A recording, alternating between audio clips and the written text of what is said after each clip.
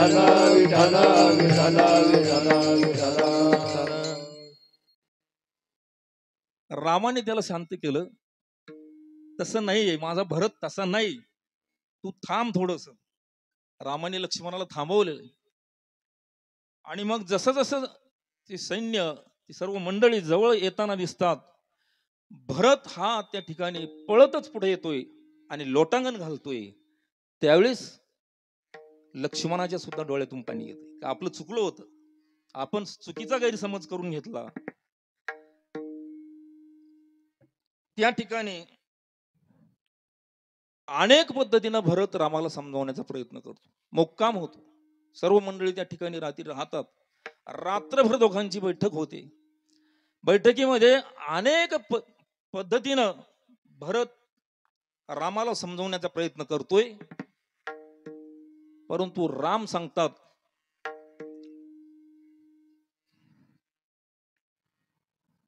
दैव जात भरते दोष ना कुणाचा, दैव जात दुःखे भरता दोष ना कुणाचा, पराधीन आहे जगती पुत्र मानवाचा, दोष ना कुणाचा. भरत म्हणतो, माझ्या मातेनं तुम्हाला वनवासाला पाठवलं, गुन्हेगार आहे. माय कैकैन दोषी नहे दोषितात, दैव जात कानन यात्रा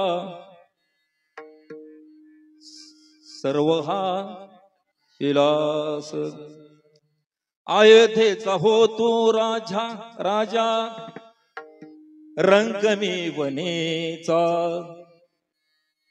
पराधीन आहे जगती पुत्र मानवाचा, दोष ना कुणाचा, पराधीन आहे जगती पुत्र मानवाचा, दोष ना कुणाचा, दोष ना कुणाचा. दैव जात भरती दुःखी भरता. अरे हे दैवानी प्राप्त झाले. माझ्या दैवामध्ये हा वनवास आहे आणि मला तू भोगू दे. आपल्या जीवनामध्ये आलेले सुख दुःख आपण प्रारब्ध म्हणून स्वीकारले पाहिजे. आणि ज्या दिवशी आपण ते प्रारब्ध म्हणून स्वीकारायला आपली बुद्धी अनुकूल होईल, त्या दिवशी आपलं भाग्य आहे. परमार्थ परमार्थ म्हणजे काय? आपल्या भाग्याला, आपल्या प्रारब्धाला आपली बुद्धी बरवी ही वेळ सापडली संधी, साह्य झाली बुद्धी संचिताशी. तुकोबाराय काय म्हणतात? आपली बुद्धी आपल्या संचिताला साह्य झाली पाहिजे. हेच राम आणि भरताला सांगतात. अयोध्येचा हो तू राजा, रंकमी वनेचा तू राजा हो. भांडण आहे दोघांचं रात्रभर. कशा करता आहे? खुर्ची वाढण्याकरता का खुर्ची देण्याकरता? खुर्ची देण्याकरता भांडण आहे. हा म्हणतो तू राजा हो, तो म्हणतो तू राजा हो. याला म्हणतात रामराज्य. विठ्ठल विठ्ठल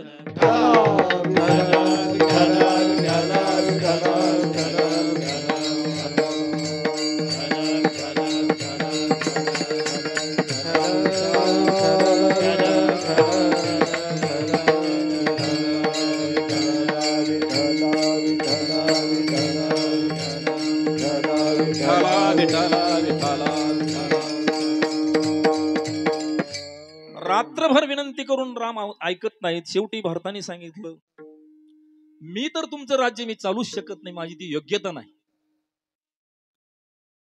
आणि मग तोडगा निघाला.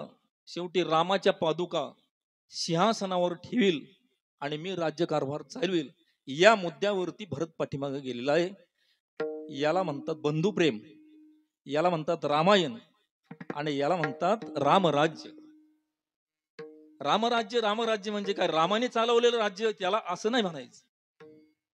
या ज्या प्रत्येक गोष्टीमध्ये बारकावे आहेत, आणि म्हणून राजव्यवस्थेमध्ये हे रामराज्य आहे. इकडे जर पाहिलं तर रावण राज्य हा बिभीषणाला लात मारून हाकून देतो आणि स्वतःच त्या ठिकाणी आपलं स्वतःचं मत रेटून नेतो असा हा रावण. आणखी मला पुढे बोलायचे की रामराज्यामध्ये आपण राजव्यवस्था पाहिली. आजच्या राजव्यवस्थेमध्ये मला बोलायचं नाही, कारण आजच्या राजव्यवस्थेमध्ये जर बोलायचं झालं तर आम्ही ते बोलावं अशी आजची राजव्यवस्था राहिलेली नाही, आहे का नाही? कोण इकून तिकडे जाईल, तिकून इकडे येईल आणि कोण खुर्ची धरून बसल, आज काही ते विषय राहिलेला नाही. म्हणून आमच्या सारखीने त्या राज्य व्यवस्थेबद्दल न बोललेलं बरं. मग रामराज्यामध्ये आणखी दुसरा मुद्दा येतो, कुटुंब व्यवस्था. कुटुंब व्यवस्थेमध्ये जर पाहिलं तर कुटुंबामध्ये एवढं प्रेम, जावाजावांचं प्रेम, सासू सुनांचं प्रेम, भावाचं प्रेम, आई वडिलांचं प्रेम, हे आदर्श घेण्यासाठी आपलं हे रामायण आहे. विठ्ठल विठ्ठल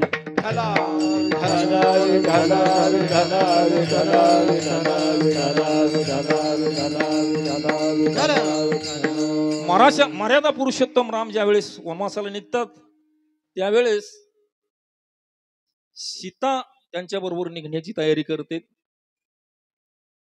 राम म्हणतात सीता तुम्हाला निरोप दे. त्यावेळेस ती सीता म्हणते निरोप कसला माझा घेता, जेथे राघव तेथे सीता. ही पत्नीची भूमिका आहे. माझा मालक जर म्हणत असेल तर मी या राज्यामध्ये राहणार नाही. आजची जर एखादी राणी असती ते म्हणले असते तिकडे मर, रानात जाय ना तर कुठं जाय, आहे का नाही? आणि आजचा जर असा एखादा जावई, म्हणजे मी जावई म्हणून काही बोलत नाही, परंतु उदाहरण रामायणातलं देतोय मी. जर त्या मुलीला घेऊन रानात जर गेला असता आणि रानात हिंडला असता तर त्याचा सासरा तक्रार करायला असता, बरोबर आहे ना? पण दशरथाने तक्रार केलेली दिसते का कुठं रामायणामध्ये? आपलं कोणी जनक राजाने कुठं तक्रार केलेली दिसत नाही. एवढं सगळं रामायण होतं, पण जनक मात्र आपली तक्रार आपल्या मुलीबद्दल करत नाही. का करत नाही याचाही विचार आज आपण मुलींच्या बापांनी केला पाहिजे. भावाभावामध्ये जेवढं प्रेम होतं, भरताने पादुका घेऊन आल्यानंतर राजव्यवस्था पाहिली. लक्ष्मणाची पत्नी त्याच्या बरोबर जाण्याचा आग्रह धरत होती, परंतु लक्ष्मणाने एका भाषेत सांगितलं. लक्ष्मण जरा कडक भूमिका होती. लक्ष्मणाने सांगितलं आईंची जबाबदारी या ठिकाणी काळजी घ्यायचं काम जो तुझं आहे, माझ्याबरोबर तू यायचं नाही. कडक भूमिका घेतली. आणि लक्ष्मणाची असणारी मांडवी त्याच ठिकाणी राहिले. आणि या सगळ्या सुनांनी आपल्या सासवांची काळजी घेतली. दुसरी गोष्ट, कौटुंबिक व्यवस्था जर आज पाहिली, कुटुंब व्यवस्थामध्ये आजच्या कलियुगामध्ये नवे भारतवर्षामध्ये भारतीय संस्कृतीमध्ये कुटुंब व्यवस्थेला जास्त महत्व आहे. परंतु आजच्या युगामध्ये आपली कुटुंब व्यवस्था, भारतीय संस्कृती ज्याच्यावर आधारित आहे कुटुंब व्यवस्थेवरती, ते कुटुंब व्यवस्थेचा कणा मोडलेला दिसतोय. आणि तो कणा मोडायला कोण कारणीभूत आहे? मी जरा इकडे पाहतोय. हा कुटुंब व्यवस्थेचा कणा कोणाकडून मोडतोय आणि त्याला जबाबदार कोण आहेत? आणि म्हणून त्यांनी विचार केला पाहिजे आपली कुटुंब व्यवस्था कुठून ढासळते. तेव्हा रामायण म्हणजे काय, रामराज्य म्हणजे काय, आजही रामराज्य आजची कल्पना आपल्या डोक्यात असली पाहिजे. रामायण जर घरामध्ये आलं तर आपल्याला आज कुठलीच गोष्टीची कमतरता राहणार नाही. दुःख ते नये स्वप्नाशी शेवट येणार आहे ते. परंतु कुटुंब व्यवस्था टिकली पाहिजे याकरता या चौघीही जावांनी, नवे असणाऱ्या सासवा त्यांच्या तिघींनी आपल्या परीनं प्रयत्न केलेले आहेत की आपलं कुटुंब फुटू नये. ही कुटुंब व्यवस्था आहे. लक्ष्मणाची पत्नी, तुम्ही विचार करा, लक्ष्मण 14 वर्ष वनवासात आहे आणि लक्ष्मणाची पत्नी लग्न झाल्याबरोबर घरी आहे आणि सासू सासऱ्याची सेवा करत आहे. याचा विचार करा. तिचा त्याग केवढा आहे. मग सीतेचा त्याग मोठा आहे की उर्मिला. उर्मिलेचा त्याग मोठा आहे. असा जर विचार केला प्रत्येक पात्राचा, तर प्रत्येक पात्र हे आपल्याला आदर्श त्या ठिकाणी वाटतंय. आणि म्हणून अशा प्रकारची ही कुटुंब व्यवस्था. त्यानंतर समाज व्यवस्था जर पाहिली तर समाज किती प्रेम करत होता रामावरती. ज्यावेळेस राम वनवासाला निघाले त्यावेळेस संपूर्ण नगरी आणि पाठीमागे गेलेली आहे. आणि ज्या दिवशी राम मुक्कामाला त्या ठिकाणी राहिले वनामध्ये रानामध्ये, त्याच ठिकाणी रामाला कोंडाळ करून त्या ठिकाणी नगरीतली लोक त्या ठिकाणी झोपलेले आहेत रात्रभर. रात्री त्यांना झोपेतून टाकून राम निघून गेलेले आहेत. एवढं प्रेम आपल्या राजावरती करणारी ती प्रजा आहे. विठ्ठल विठ्ठल.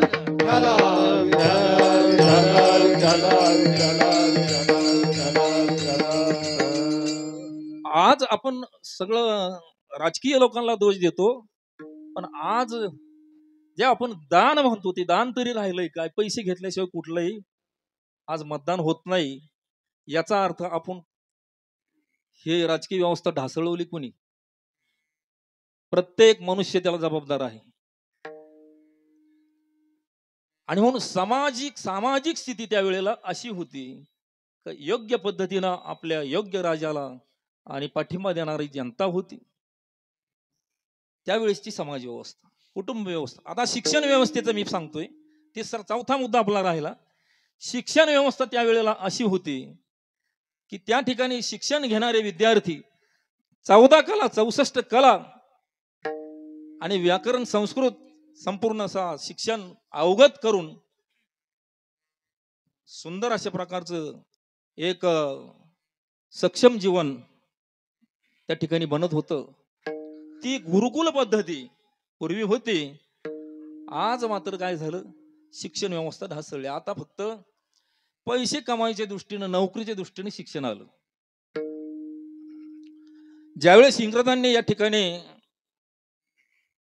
आपलं राज्य प्रस्थापित केलं, मॅकॉले म्हणून त्यांचा शिक्षण तज्ज्ञ होता आणि त्याला या ठिकाणी लंडनच्या राजाने पाठवलं की त्या ठिकाणी आपण किती वर्ष राज्य करू शकतो, तू जरा तिथला सर्व्हे करून ये. आणि मॅकॉले या ठिकाणी आला, भारतामध्ये फिरला. त्यावेळेस या ठिकाणची परिस्थिती त्यांनी पाहिली.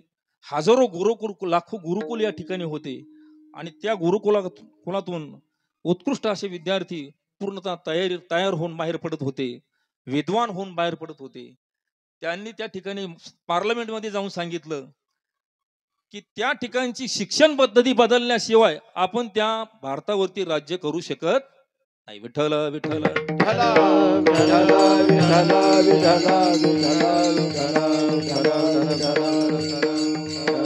आणि म्हणून लाखो गुरुकुल त्या मॅकॉलेनं इंग्रजी राजवटीमध्ये आपले बंद केले आणि त्यांची शिक्षण पद्धती या ठिकाणी आणली आणि म्हणून आपण सगळे इंग्रजांचे गुलाम झालो. विठ्ठल विठ्ठल.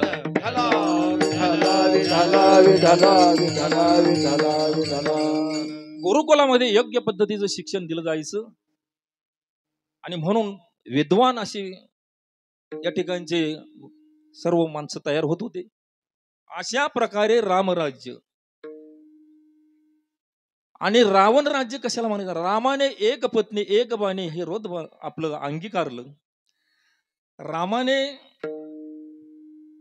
शूर्पणखा आली, तिला पाठीमाग पाठवून दिलं. अनेक प्रसंग आले, त्या ठिकाणी आपला संयम ठेवला. छत्रपतींनी त्यांच्या काळामध्ये सुद्धा तेच तत्व पाळले. परंतु 80,000 बायका असणारा रावण, किती बायका होत्या? 80,000 बायका. तरी सुद्धा वनवासाची असणारी सीता पळवली. याला म्हणतात रावण राज्य. विठ्ठल विठ्ठल.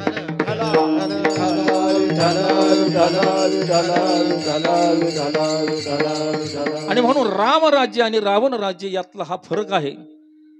या ठिकाणी अशा पद्धतीनं रामाचं राज्य असल्यामुळं कुटुंब व्यवस्था चांगली होती, शिक्षण व्यवस्था चांगली होती, समाज व्यवस्था चांगली होती, राजकीय व्यवस्था चांगली होती. आणि म्हणून समाजामध्ये अजिबात दुःखाचं कारण नव्हतं. म्हणून झाले रामराज्य. काय उणे आम्हाशी या ठिकाणी कोणालाही काही कमी असं वाटत नव्हतं. कमी आहे असं वाटणं हीच कमतरता आहे, हेच दुःख आहे. आणि म्हणून त्या ठिकाणी कोणालाही कमी नाही आहे, त्या परिस्थितीमध्ये सर्वजण सुखी होते. झाले रामराज्य काय होण्या माशी, परिणाम काय झाला, धरणी धरी पीक. जर राजा जर चांगला असेल तर त्याचा भूमीवरती परिणाम होतोय, असंही त्या ठिकाणी आहे. भूमी या ठिकाणी यज्ञ याग जर चालले, कीर्तन जर चालले तर भूमी पीक देते. आणि या ठिकाणी पाप वाढलं तर मेघ पडे क्षिती, मग त्या ठिकाणी पाऊस सुद्धा पडत नाही, भूमी सुद्धा पीक देत नाही, पाप जर वाढलं तर. आणि म्हणून योग्य पद्धतीचं राजकारण त्या ठिकाणी चालल्यानंतर राजकीय व्यवस्था व्यवस्थित होती. पुण्यकर्म, कीर्तन, हरिभजन, सर्व काही यज्ञ व्यवस्थित चालल्यामुळं परिणाम काय झाला, धरणी धरी पीक, गायी वळल्या म्हशी. गायी आणि म्हशी भरपूर दूध द्यायच्या, धरणी ही पीक घ्यायची. धरणी का पीक देत होते त्याचंही कारण होतं, कारण भगवान परमात्मा ही धरणीची पती आहेत, आहे का नाही. आणि पतीला जर समजा मोठेपणा मिळाला तर पत्नीला काय होत असतं, सुख होत असतं. आणि म्हणून धरणी माता असणारी पत्नी ती सुखी होऊन या ठिकाणी भरमसाठ उत्पन्न या ठिकाणी पीक द्यायची. धरणी धरी पीक, गायी वळल्या म्हशी. आणि मग म्हटलं इथं जर एवढं सगळं व्यवस्थित होतं तर मग तुम्ही काय करीत होते, तर अभंगाच्या राम वेळो वेळा मी गावो, राम वेळो वेळा मी गावो ओविये. राम वेळो वेळा मी गावो, राम वेळो वेळा मी गावो, राम वेळो वेळा मी गावो ओविये. राम वेळो वेळा मी गावो ओविये. राम वेळो वेळा मी गावो, राम वेळो वेळा मी गावो. दलिता कांडिता देविता गे माये, दलिता कांडिता देविता गे माये, दलिता कांडिता देविता गे माये. राम वेळो वेळा मी गावो, राम वेळो वेळा मी गावो ओविये.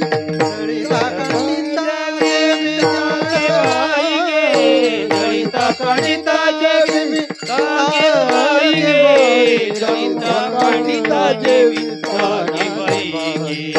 राम वेळो वेळा मी गावो, राम वेळो वेळा मी गावो. राम वेळो वेळा मी गावो ओविये. दलिता कांडिता देविता गे माये. राम वेळो वेळा मी गावो, दलिता कांडिता देविता गे बाई गे. राम वेळ वेळा आम्ही गाऊ ओविये, दलिता कांडिता जीविता गे बाई. रामाचं भजन, ओविया आणि गायनाच्या माध्यमातून राम भजन त्या वेळेला ही सगळी जनता करत होती. आणि जनतेला कारण परम सुख झालेलं होतं. त्या सुखामध्ये गुडिया तोरणे करती कथा गाती गाणे, अशा प्रकारचा आनंदी आनंदच पुढे असल्यामुळे, सगळीकडे आनंदी आनंद असल्यामुळं गायनाच्या माध्यमातून ते आनंद भजनाचा घेत होते. आता गायन महत्वाचं आहे बरं का. गाये नाचे रंगी, शक्ती अद्भुत हे अंगी. या गायनामध्ये मोठी शक्ती आहे, हा ब्रह्मानंद आहे. गायनाच्या माध्यमातून भगवान परमात्मा संतुष्ट होतो. आणि म्हणून गायन ही एक खूप समृद्ध अशी प्रकारची कला आहे. गायनामध्ये सुसंगत असावं लागतं, किंवा ज्याला काय आपण म्हणतो की स्वर, ताल आणि लय, 3 भाग आहेत. ताल इथं आहे, स्वर इकडं आहे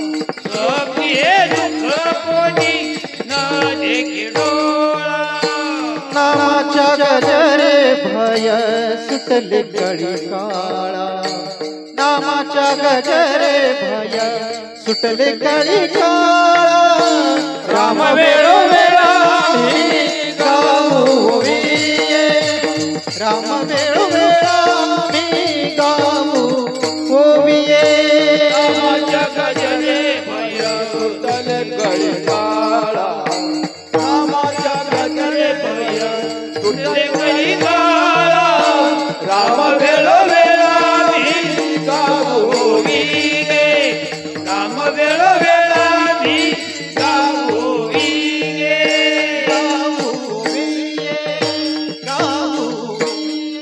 स्वप्नेही दुःख कोणी ना देखे डोळा स्वप्नात सुद्धा दुःखाचं कारण राहिलेलं नाही. कारण काय? दुःख दुःख म्हणजे काय? अंतिम दुःख आहे मरणाचं. सर्वांना दुःख कशाचे आहे? त्रैलोक्यामध्ये जर विचार केला तर मरणाचं सर्वांना दुःख आहे किंवा भीती आहे. नामाच्या गजरे भय सुटले कळी काळा. ज्या ठिकाणी भजन आहे त्या ठिकाणी मृत्यूचा आणि काळाची भीती राहत नाही. यम सांगे दूता तुम्हा नाही तेथे सत्ता जेथे चाले हरिकथा सदा घोष नामाचा.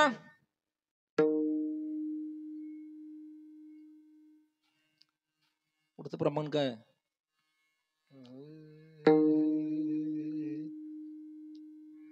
विठ्ठल विठ्ठल विठ्ठल विठ्ठल विठ्ठल विठ्ठल विठ्ठल विठ्ठल विठ्ठल नका जाऊ तया गावा नामधारकाच्या शिवा. नका जाऊ तया गावा नामधारकाच्या शिवा. नका जाऊ तया गावा नामधारकाच्या शिवा. नका जाऊ तया गावा नामधारकाच्या शिवा. नका जाऊ तया गावा नामधारकाच्या शिवा. नका जाऊ तया गावा नामधारकाच्या शिवा. नका जाऊ तया गावा नामधारकाच्या शिवा. नका जाऊ तया गावा नामधारकाच्या शिवा. सुदर्शन यावा घरची फिरे भावती घरची फिरे भावती. नका जाऊ तया गावा नामधारकाच्या शिवा. नका जाऊ तया गावा नामधारकाच्या शिवा.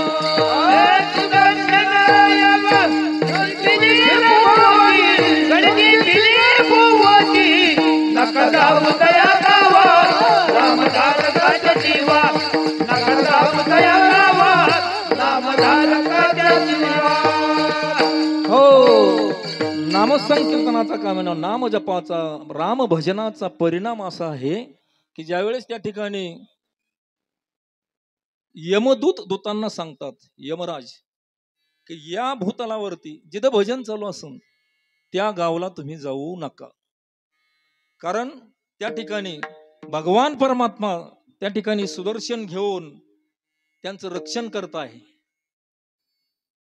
सुदर्शन यावा घरटी फिरे भवती. भगवान परमात्मा घेऊन चक्र गदा त्या ठिकाणी त्यांचं रक्षण करतोय आणि मग त्या गावामध्ये तुम्हाला जायला सत्ता नाही. अशा प्रकारची सूचना यमधर्माने आपल्या दूतांना सांगितलेलं आहे. एवढं महत्व या भजनाचं आहे, एवढं महत्व या कीर्तनाचं आहे, एवढं महत्व आपल्या सांप्रदायिक या कार्यक्रमाचं आहे. आपण जर भजन केलं तर यम आपल्याकडे डोकून पाहण्याची त्याची हिंमत. दड दड दड दड दोडो दोडो दोडो दोडो दड दड दड दड दोडो दोडो दोडो दोडो दड दड दोडो दोडो दोडो फळ सुटला बापुडिया रे कळ काळा बापुडिया रे. फळ सुटला कळी काळा बापुडिया रे. फळ सुटला कळी काळा बापुडिया रे. शिवनाम शीतळमुखी शिविका कापडिया रे. शिवनाम शीतळमुखी शिविका कापडिया रे.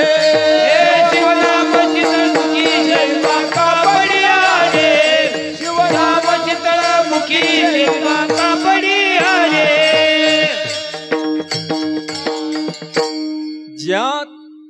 या तिन्ही लोकांमध्ये ज्या काळावले सर्व लोक भेटतात, ज्याचे या काळाची ज्या सर्व विश्वावरती सत्ता आहे असणारा काळ, त्याला तो भिवून पळायला लागतो.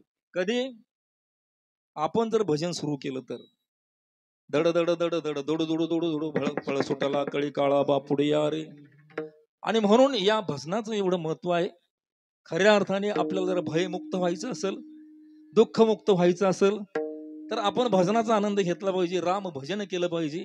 म्हणून राम भजनाशिवाय जीवनामध्ये दुःखाची निवृत्ती आणि सुखाची प्राप्ती होणार नाही. विठ्ठल विठ्ठल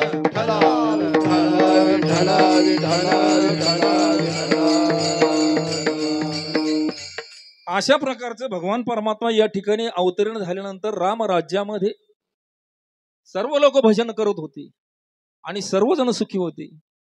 असं असताना ज्यांना काही थोडंफार दुःख होतं, त्या दुःखी लोकांना भगवंताने आपलं स्वतःचं सुख दिलं आणि या ठिकाणी सुखी केलं. असं शेवटच्या चरणामध्ये तुकाराम महाराज का म्हणे रामे सुख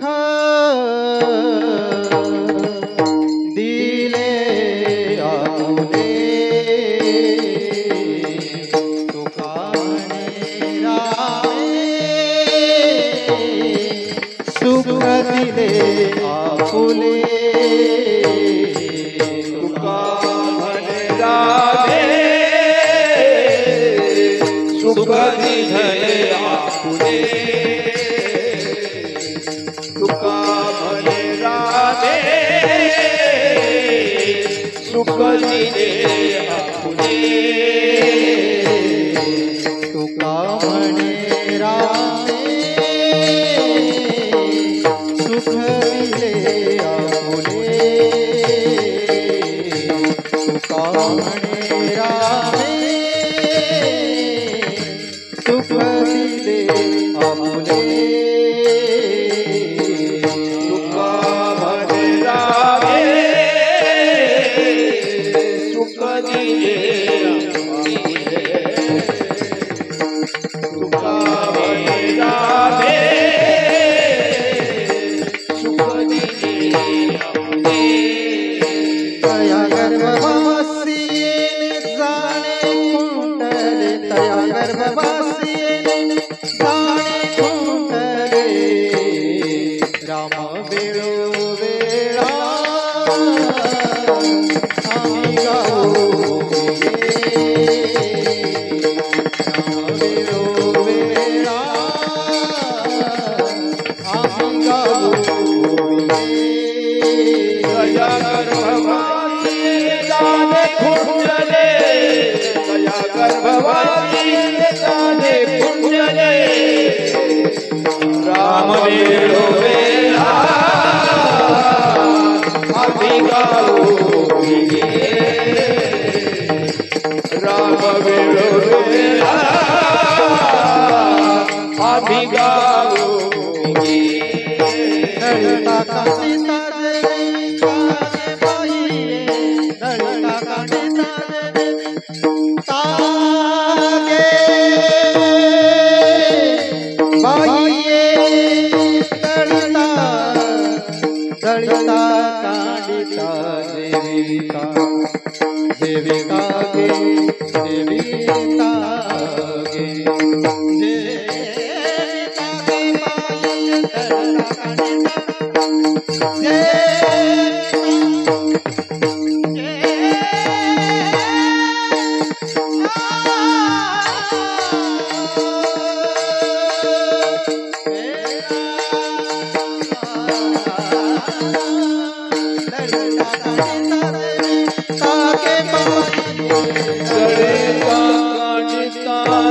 देविका गे बाईये, ललिता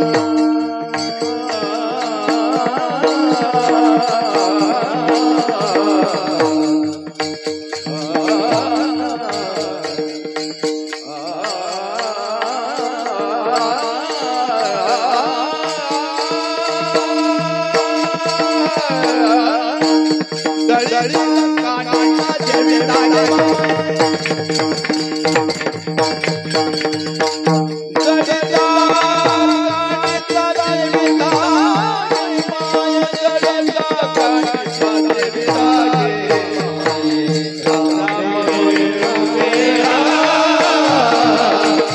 आम्ही गाऊ सारा वेळोवेळा आम्ही गाऊ हो पारख माई. पुरुष मंडळी सर्वांनी वर हात करा. आ विठो पारख माई. विठो पारख माई. पाठीमाग विठो पारख माई. विठो पारख माई. विठो पारख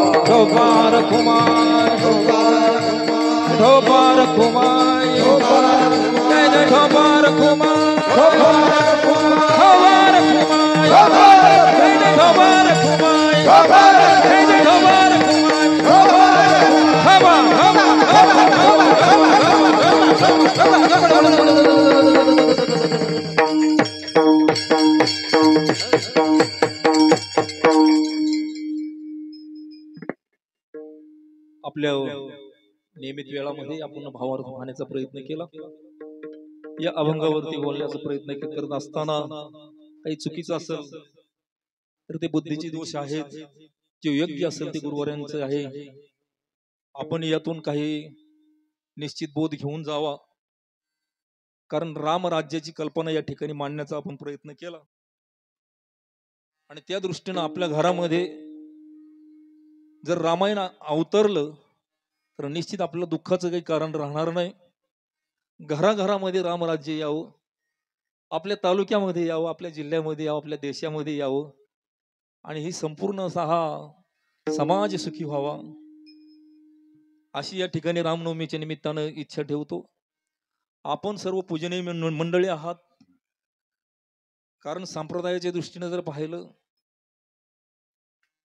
तर नेवासा तुम्ही स्वतःला काय मानत असाल पहा, परंतु मी असं मानतो की ज्ञानेश्वरी बाहेर पडण्याला कारणीभूत नेवासा ठरलेला आहे. म्हणजे नेवासा म्हणजे नेवाशाचे श्रोते. नेवाशाच्या श्रोत्यामुळं ज्ञानोबरायांना ज्ञानेश्वरी या ठिकाणी सांगावी लागली. त्या योग्यतेचे श्रोते पूर्वी या ठिकाणी होते, आणि म्हणून तर या श्रोत्यांच्या योग्यतेमुळं ज्ञानेश्वरांच्या मुखातून ज्ञानेश्वरी बाहेर पडली. बरोबर आहे. आणि म्हणून नेवाशाला श्रवणाच्या दृष्टीनं मी विशेष अंतःकरणातून मानतो की त्या योग्यतेची, प्रभू तुम्ही महेशाची मूर्ती, मी दुबळा अर्चित से भक्ती, असं ज्ञानोबरायांनी म्हणावं. अशा योग्यतेचे श्रोते या ठिकाणी होऊन गेले. कुठं कुठं नेवासा म्हणजे नेवासा परिसर, आपण पंचकृषीतली मंडळी आहोत. आणि तो परमार्थ ज्ञानोबरायांनी या ठिकाणी जो आपल्याला सांगून दिला, जो वारकरी संप्रदाय आपल्याला शिकवला, तोच बंशी महाराजांच्या माध्यमातून आपल्या गावामध्ये काळे गुरुजींच्या माध्यमातून आणखी वाढीला लागला. त्यांच्या अगोदर या ठिकाणी पूर्वी मंडळी होतीच या संप्रदायामध्ये. खऱ्या अर्थाने हे जे काही सर्व भजनी मंडळी आहेत, हे संप्रदायातले महत्वाचे खांब आहेत. यांनी या खांबावरती हा संपूर्णतः असणारा मंडप उभा आहे संप्रदायाचा. आणि म्हणून प्रत्येक गावातली भजनी मंडळी यांना मी विशेष मानतो, मनातून आदर आहे. मग ती साधक म्हणणार, तालासुराच्या अंगाने कमी काय असेनात, पण त्यांनी तो परमार्थ टिकून ठेवलेला आहे. हा संप्रदाय टिकून ठेवलेला आहे. तुम्ही म्हणाल महाराज लोकांनी नाही टिकावला. महाराज लोकांकडे थोडा व्यवहार येतोय, व्यवहारामुळे त्यांची किंमत कमी होते असं मला वाटतं. म्हणजे मी तुम्हाला पाकिट मागणारच नाहीये, कारण तुम्ही सासरवडीने पहिलंच भरपूर दिलेलं आहे, त्याच्यामुळे आता काही आम्हाला परत अपेक्षा आणि मागणार हा जावईच नाही. विठ्ठल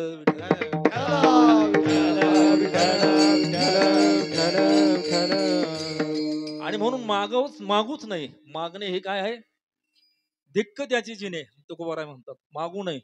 वास्तविक पाहता बोली करणारी संप्रदायातले कीर्तनकार संप्रदाय ठेवू नयेत असं मला वाटतंय. बोली करत असतील तर त्यांची तारीख घेऊच नका. संप्रदायाला ते हानिकारक आहे. आणि मग गुणवान मंडळी या ठिकाणी आमचे मृदंगाचार्य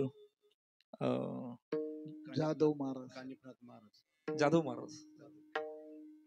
आणि जुनी सर्व जाणती मंडळी, गायनाचार्य जगताप महाराज आहेत, गायनाचार्य आमचे कंक महाराज आहेत, पाहुणेच आहेत, आणि ही सर्व आता बाबा महाराज आहेत, ही सगळी आपली मंडळी गावातली भजनी मंडळी अनेक वेळा या ठिकाणी येऊन भजन केलेलं आहे.